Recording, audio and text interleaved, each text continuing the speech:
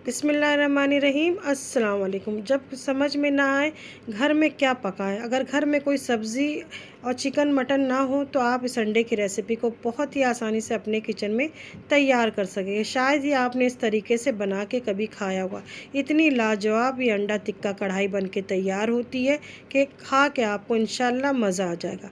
अब मैंने 2 इंच का अदरक का पतला टुकड़ा था, ये इसे छील लिया है, 2 टुकड़ों में काट लिया है।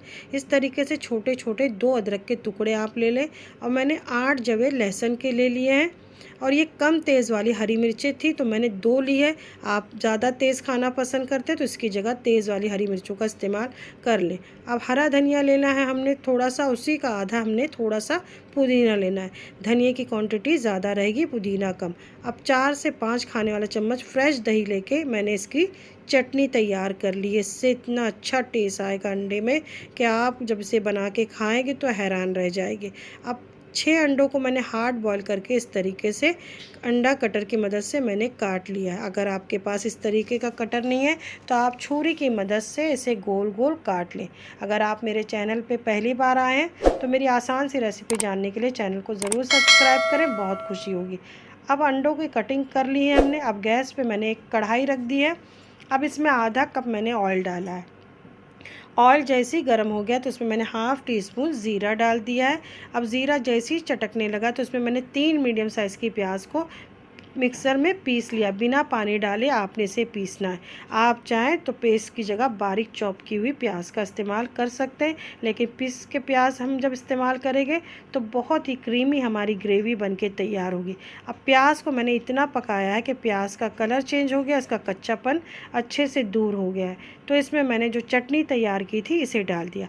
अब चटनी डाल के हमने इतना भूनना है कि इस तरीके से जब ऑयल नज़र आ जाए तो गैस की आंच को हमने धीमा कर देना है। अब इसमें आधा चाय के चम्मच से मैंने थोड़ा सा कम ही हल्दी पाउडर डाला है। लाल मिर्चों का पाउडर आप अपने टेस्ट के हिसाब से रखें। मैंने आधा चाय का चम्मच डाला है, तेज़ वाली लाल मिर्च पाउडर है।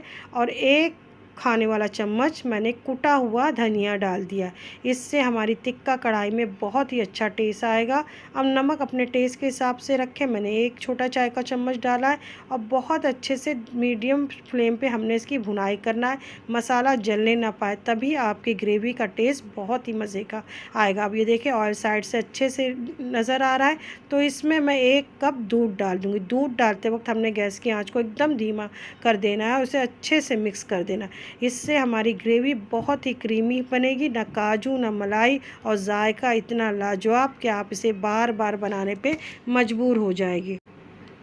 अब ग्रेवी जैसी पकने लगी हल्की हल्की तो इसमें मैंने बॉईल किया हुआ अंडा डाल दिया। अब अंडा डालते वक्त आपने ध्यान रखना है चम्मच को ज़्यादा तेज़ नहीं चलाना है। हल्के हाथों से मैं इसे ग्रेवी में मिक्स करूँगी। हमने इस रेसिपी में पानी का इस्तेमाल नहीं करना है।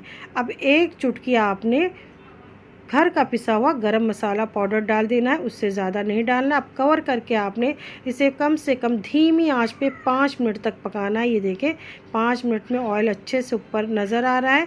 तो अब इसका फ्लेवर बढ़ाने के लिए इसमें हम स्मोक देंगे, जिसमें बीच में मैंने एक प्याज रख दी का छिलका रख दिया है। आप चाहें तो इसमें एक कटोरी भी रख सकते हैं और जलता हुआ कोयला रख के इसके ऊपर ऑयल डाल के कवर कर दें कम से कम 1 मिनट के लिए, जिससे बहुत अच्छा टेस्ट आएगा।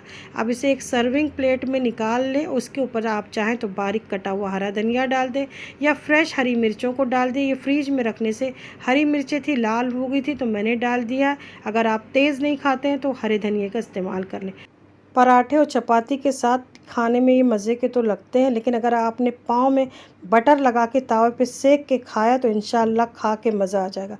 तो देर किस बात की, किसी अपनों को रेसिपी शेयर कर दें, ज़्यादा से ज़्यादा सब्सक्राइब करें मेरी आसान सी रेसिपी जानने के लिए। अल्लाह हाफिज़।